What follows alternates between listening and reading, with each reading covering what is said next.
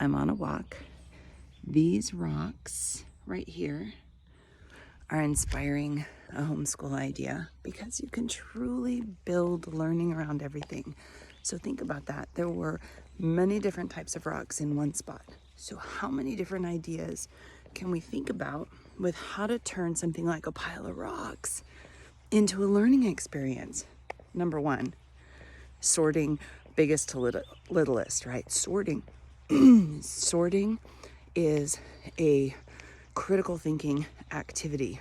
Don't underestimate how important it is that your kids can sort things into bigger than, smaller than, heavier than, less than, etc.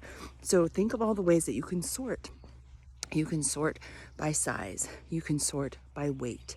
You can sort by color. You can sort by density, like how dense an object is. So that's the first thing. You can also then lean into, if your kids are interested in rocks, I have one that's very interested in rocks.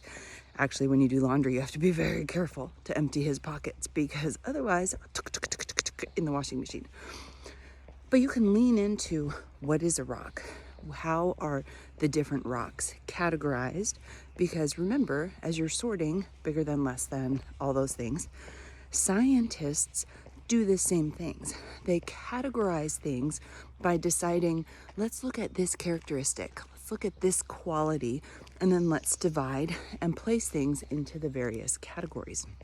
So you can find what the 3 types of rocks are and figure out what those are, study them, and then look at the rocks and see if you can identify which one, I lack funny words, so which one is metamorphic, which one is sedimentary, and which one is a composite. So you can look at the rocks in that way. But then you can go even further, and I'm gonna leave you there to think of all the different rabbit trails.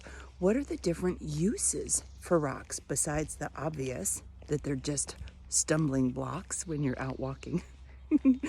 But you can look at how have people throughout the ages used rocks, but then you can even look at how do animals use rocks.